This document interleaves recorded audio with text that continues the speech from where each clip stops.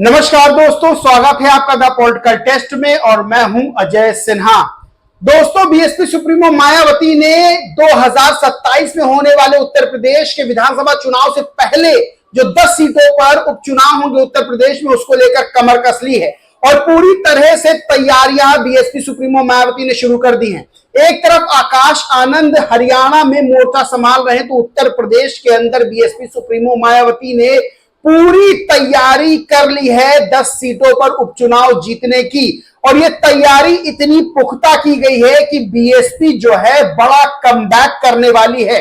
और दोस्तों, जो 23 जून को बैठक हुई थी जिसमें आकाश आनंद को फिर से उत्तराधिकारी बनाया गया था, उसी तरह की बड़ी बैठक होने वाली है अगस्त में, यानी इसी महीने। और किस तारीख को होने वाली है वो बैठक और बैठक में क्या क्या हो सकता है, ये मैं आपको बताऊंगा। तो सबसे पहले बता दूं दोस्तों कि बीएसपी सुप्रीमो मायावती 11 अगस्त को बड़ी बैठक करेंगी जिसमें उपचुनाव की तैयारियों को लेकर चर्चा होगी और फीडबैक लेंगी जोन वार पदाधिकारियों से। बीएसपी सुप्रीमो मायावती खुद फीडबैक लेंगी।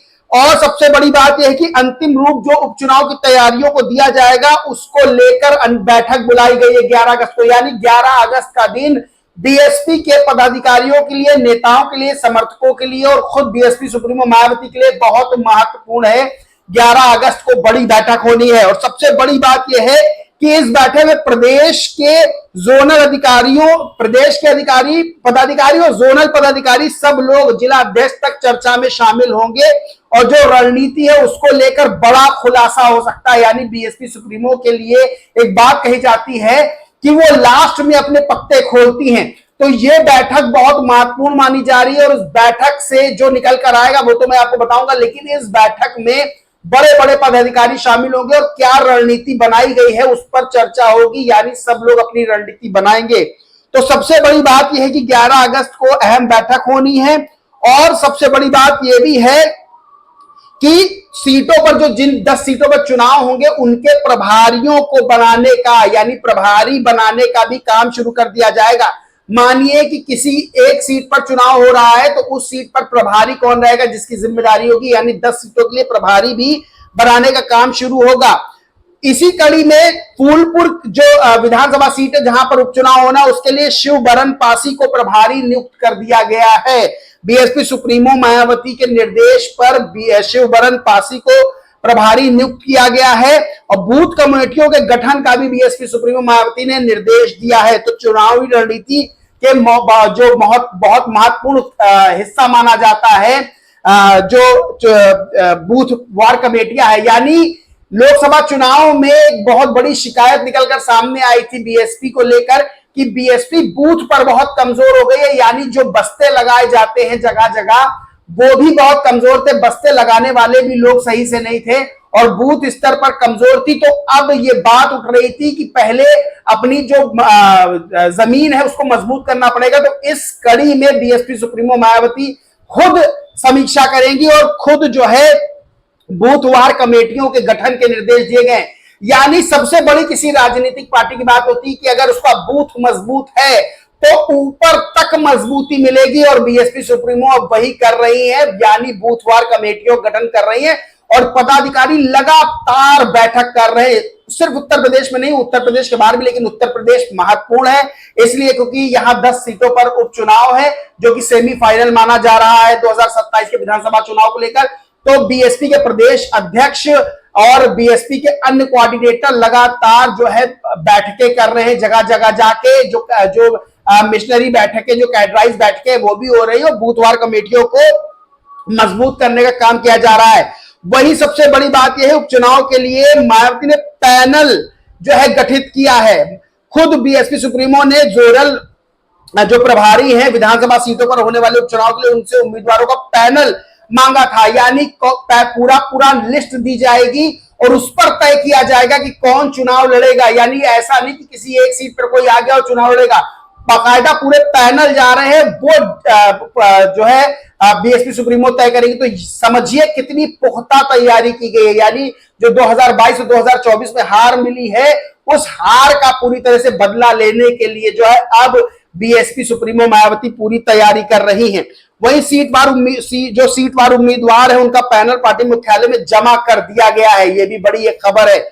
प्रदेश के उत्तर प्रदेश में मिल्कीपुर, करहल, शीशामऊ, कुदरकी, गाजियाबाद, फूलपुर, मझुआ, कटहरी, खैर और मीरापुर सीट है। ये 10 सीटें हैं जहां पर चुनाव होना है। सबसे बड़ी बात दोस्तों क्या है, बीएसपी सुप्रीमो जहां बीएसपी को मजबूत करने के लिए जो तैयारी उपचुनाव को लेकर कर रही है, 11 अगस्त को बड़ी बैठक होनी है।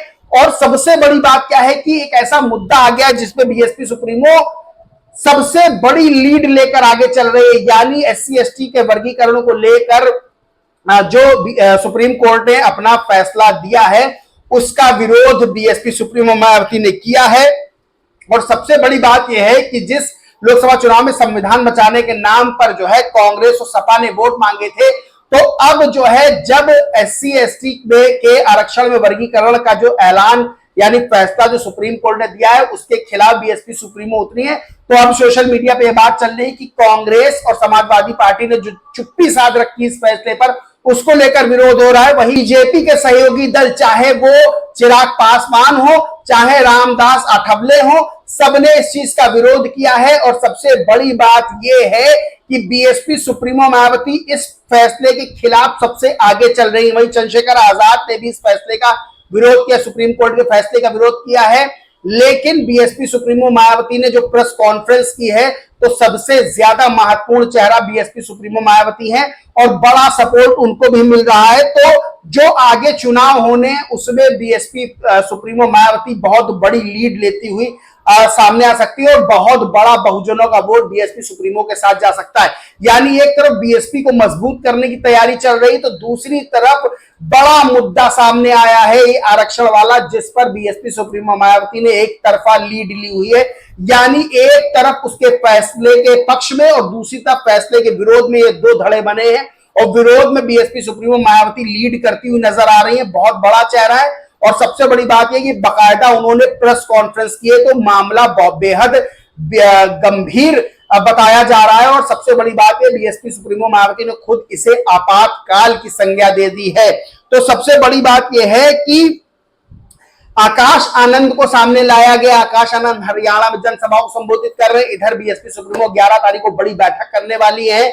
बूथवार कमेटियों को मजबूत करने के निर्देश दिए गए हैं। उम्मीदवारों का बाकायदा पैनल मंगवाया है, नामों का पैनल मंगवाया है। सारे कोऑर्डिनेटर पदाधिकारियों को जो है निर्देश दिए गए हैं।